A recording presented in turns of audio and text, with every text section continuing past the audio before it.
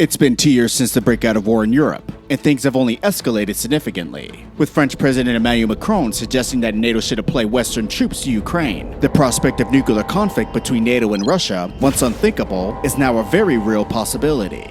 Today we're going to explore the unthinkable. How would the United States and NATO respond during a nuclear conflict? What exactly is NATO's nuclear war plan?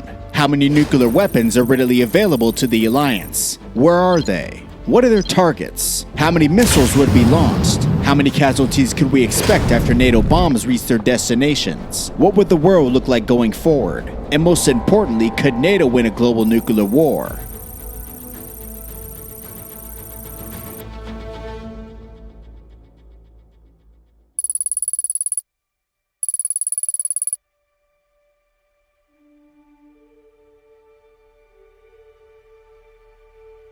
Three NATO countries have nuclear weapons deployed in Europe: the United States, the United Kingdom, and France. NATO nuclear weapons deployed in Europe can be classified into two categories: air-based bombers carrying gravity bombs and air-launched nuclear cruise missiles, and sea-based submarines armed with submarine-launched ballistic missiles. Now let's take a look at each NATO country's nuclear weapons and its weapon delivery systems. Of the three nuclear powers in NATO, only the United States provides weapons for nuclear sharing. Nuclear sharing is a concept in NATO's policy of nuclear deterrence, which allows the armed forces of member countries without nuclear weapons to participate in a coordinated NATO nuclear strike.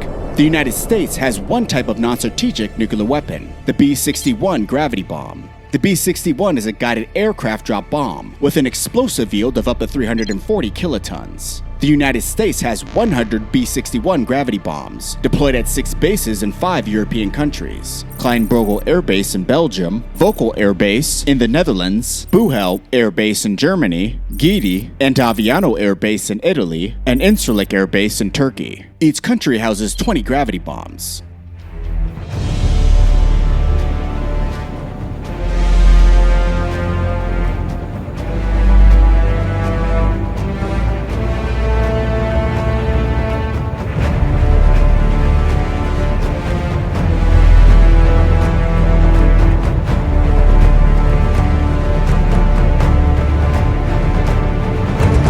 The Belgian, Dutch, German, Italian, and Turkish air forces are currently assigned an active nuclear strike role with U.S. nuclear weapons. The Belgian and Dutch air forces currently use the F-16 fighter bomber. The F-16 is an American-made, single-engine, supersonic multi-role tactical fighter aircraft. Though much smaller and lighter than its predecessor, the F-15. The F-16 used advanced aerodynamics and avionics to achieve advanced maneuverability against the enemy. Highly agile, the F-16 was the first fighter aircraft purpose-built to pull 9G maneuvers, reaching a maximum speed of over 15,000 miles per hour. Its notable combat missions include Operation Desert Storm and the Bosnian and Kosovo War in the 1990s. The Italian, German, and Turkish air forces used the PA-200 Tornado fighter jet. The PA-200 Tornado is a twin-engine multi-role combat aircraft, jointly developed and manufactured by Italy, the United Kingdom, and Germany. The Tornado was operated by the RAF and Italian Air Force during the 1991 Gulf War, conducting several low-altitude strike missions. Other PA-200 campaigns include Bosnia, Kosovo, and Iraq, and the 2011 Libyan Civil War, as well as smaller roles in Afghanistan, Yemen, and Syria. Both the F-16 and PA can carry up to 2 B-61 gravity bombs. Each gravity bomb has more than 40 times the destructive power of the bomb dropped on Hiroshima.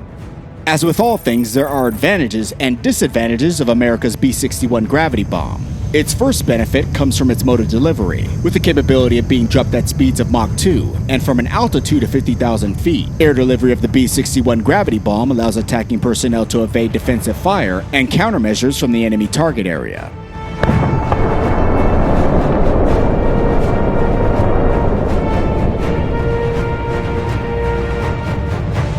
The second advantage of the B-61 gravity bomb comes from its earth penetration capability. Certain B-61 bombs are designed to hit their targets at high speed, penetrating deep below the ground before detonating their high-yield thermonuclear warheads. By exploding just a few meters underground instead of at or above the surface, a much larger fraction of explosion energy is transmitted to the target, creating a strong seismic shock that can crush or damage underground bunkers and hidden enemy command centers.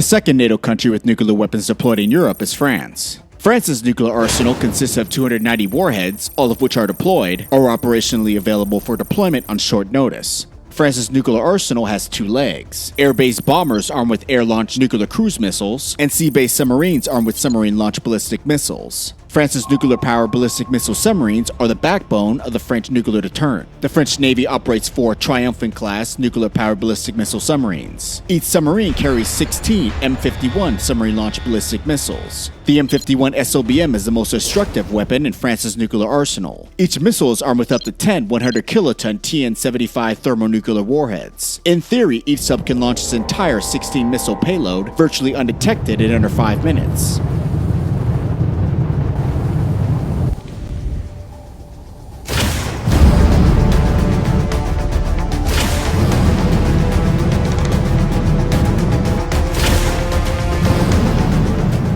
When launched, the 3-stage M51 SLBM travels at speeds of over 19,000 miles per hour, has a range of over 6,000 miles, and typically reaches its target or targets in around 15 minutes. Each warhead is guided by a multiple independently targetable reentry vehicle, or MIRV, allowing a single M51 missile to deliver up to 10 warheads to 10 separate targets. Just one M51 missile alone, armed with 10 warheads, has 130 times the destructive power of the bomb dropped on Hiroshima.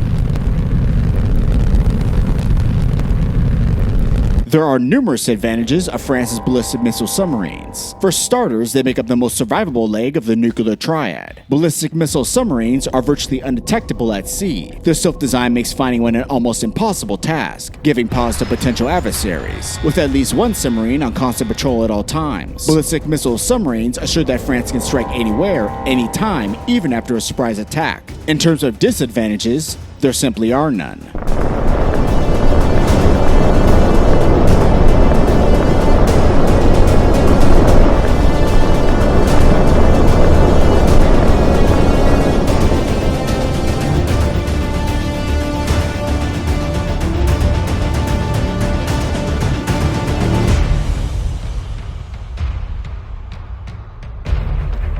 The second leg of France's nuclear arsenal is its air-based tactical bombers. France's strategic air forces operate 40 nuclear-capable Rafale MF-3 aircraft. France's strategic bombers are organized into 2 bomb squadrons and 1 bomb wing at 3 bases: Saint-Nazaire Air Base, with 2 forward operating bases at Istres Air Base and Avor Air Base.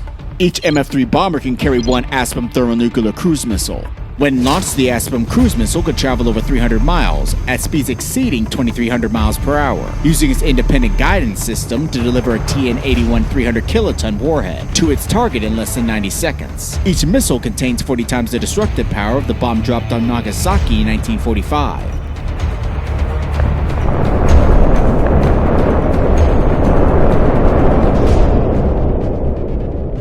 Furthermore, the French Navy operates a squadron of 10 MF-3s, also armed with Aspam cruise missiles, all of which are deployed aboard its aircraft carrier, the Charles de Gaulle.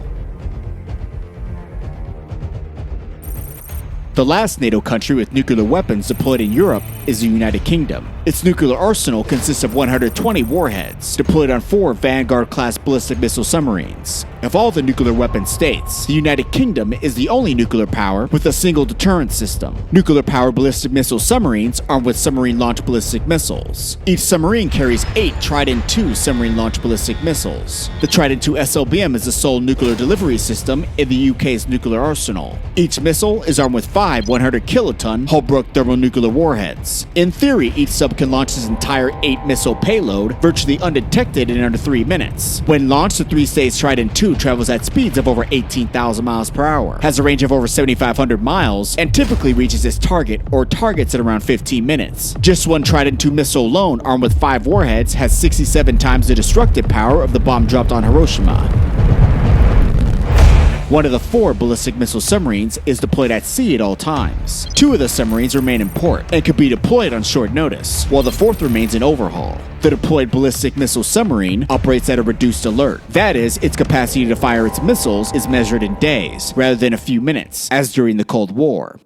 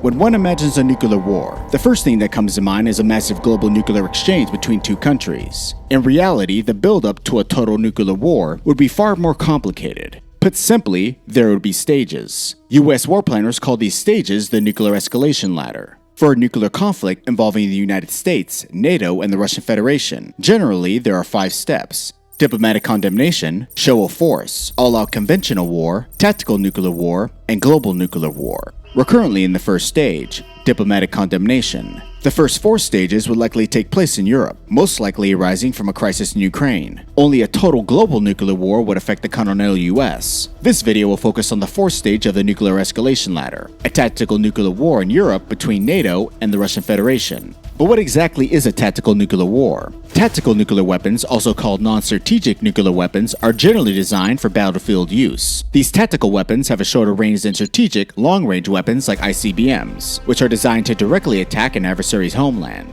US war planners describe tactical nuclear weapons as intended to win a battle, while strategic nuclear weapons are intended to win a war. Tactical nuclear weapons have a lower explosive yield than strategic weapons, meaning that they cause less destruction. However, many Russian and US tactical weapons have yields far greater than the bomb dropped on Hiroshima, and their dangers are well known. Put simply, a tactical nuclear war would take place in Europe, and a strategic nuclear war would involve a massive nuclear exchange between continents.